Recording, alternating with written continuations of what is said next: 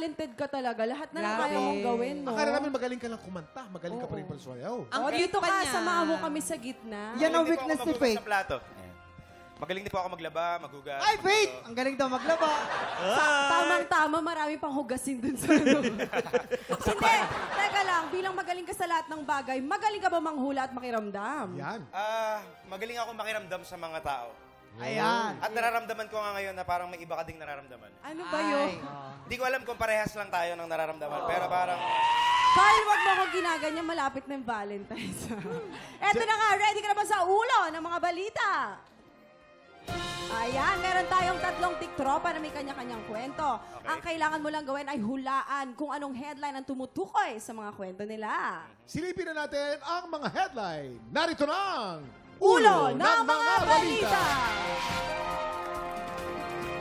Headline number 1, Party boy na lasing ninakawan ng halik. Uy. Ay, grabe. Okay. Headline number 2, batang naligaw, niligtas ng Aita. Headline number 3, heartbreaker, hinabol ng girlfriend, dumedma. Ay! Headline number 4, celebration na uwi sa trahedya, muntik mamatay. Oh my God. Uy! Ang titindi Nakita mo nun, naman di ba, yan, Carl? Grabe naman mga headline pala yun. Pero yung mga headline yan, grabe lahat yan. Pero isa dyan ay fake headline. Para maligaw ka lang, okay? Parang ramdam ko nga yung isa dyan, parang ako yun eh. Ay, naku. Malay mo. Hindi, pero eto naman, bibigyan ka namin agad ng clue. Tungkol ito sa kabanda mong heartbreaker. Parang marami yata, Juan. Charot lang. Hindi.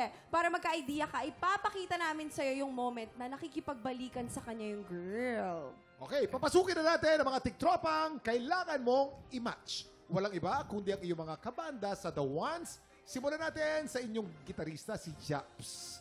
At of course, si Jason. Go! Anong ginagawa mo dito? Baka makita tayo nila, teacher. Gusto ko makipagbalikan siya. Alam mo, namimiss pa rin kita, pero priority ko pa rin yung school. Kapalit-palit pa ako, Jobs. Hindi ka kapalit-palit, pero syempre school muna. Cut! Neto naman ang iyong Okay, basis. si Japs, ha? Kael, action!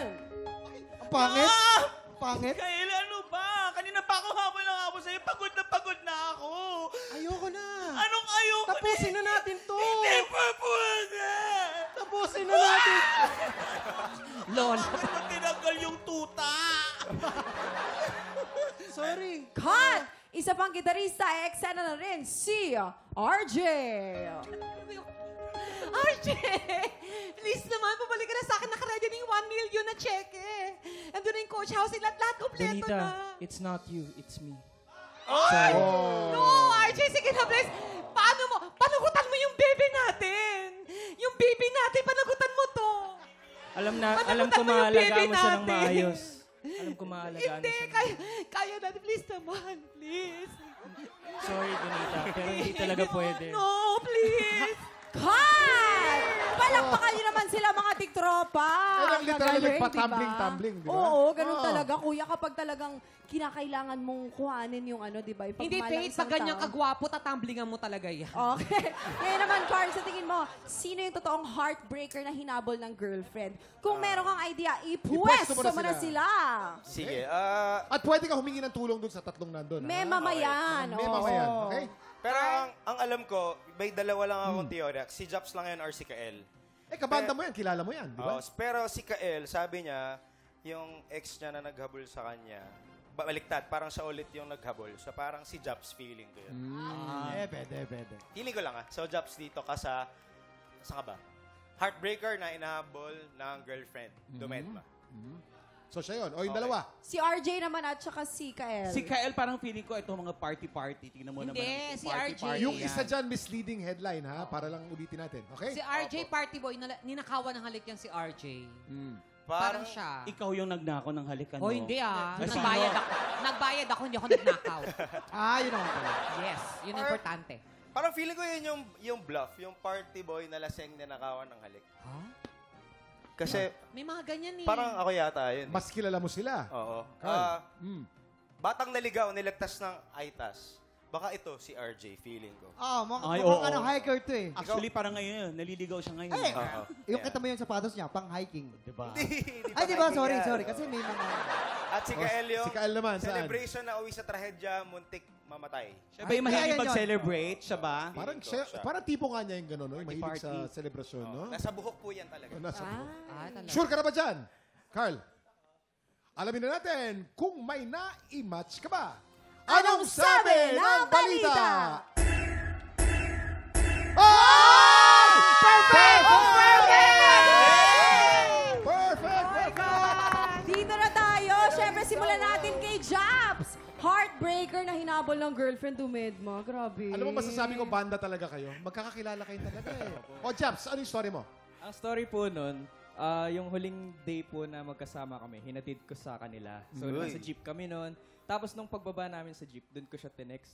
Sabi ko, parang mas kailangan ko nang i-prioritize yung school ko. Kaya parang Aray. hindi na tayo pwede, ganyan. Ano sabi ng girlfriend mo? Totoo, school talaga yung dahilan kung bakit. Bakit ka tumatawa? Oo nga, ayan. School! Tapos, galit ka, Faith. Tapos kinabukasan, ayun, parang nagmakaawa siya na makipagbalikan. Pero sabi ko, hindi na talaga. Kamusta naman kayo ngayon? Kaibigan naman kayo ngayon. Okay naman po, may asawa na po siya. At may anak. All's well that ends well. Ika nga. Di ba? Okay. Si ano naman? Si Kael. Kael? Yes. Celebration na uwi sa trahedya. Muntik mamatay. Anong pinagagawa mo rin sa celebration? Muntik Yes, ka mamatay? ito po ay aking pangalawa ng buhay. Welcome to your second Hindi. life. Dati, last day ng training namin sa work. So, nasa staff house. Tapos, nagkaroon ng konting celebration. Matigas ulo ko. Kumain ako ng kare-kare na may bagoong. Allergic ako doon. Saan ka allergic? Sa kare-kare o sa bagoong? Bagoong daw, po. bagoong. Sa hipon. Sa party daw. hipon. O, tapos ano nangyari sa'yo? Tapos, nahirapan na akong huminga pagbalik namin sa staff house. Ang tawag dyan, anaphylactic shock. Okay.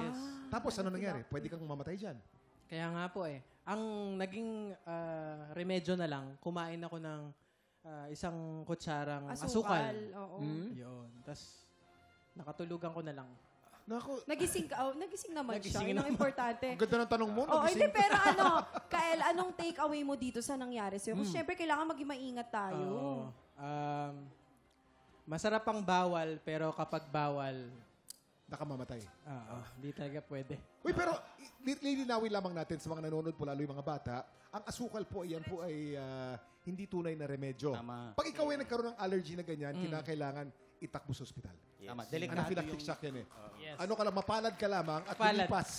Pero yung asukal, wala po epekto sa allergy. Okay. yan. Oy, Diabetes bago ko na naalaman.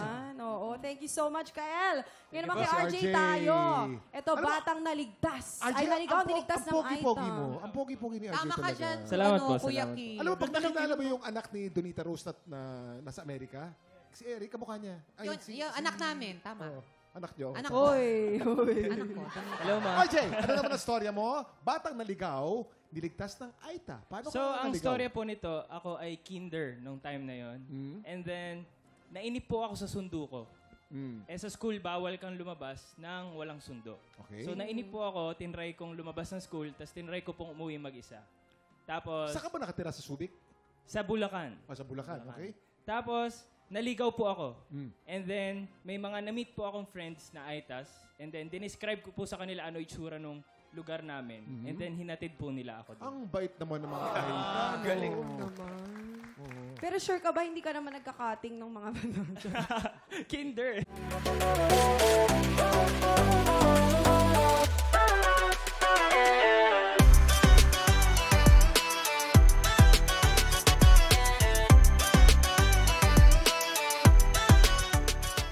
Tiktropa, pinanood mo hanggang sa dulo itong video na to at dahil doon, very good ka. For more happy time, watch more TikTok Clock videos on our official social media pages and subscribe to GMA Network official YouTube channel.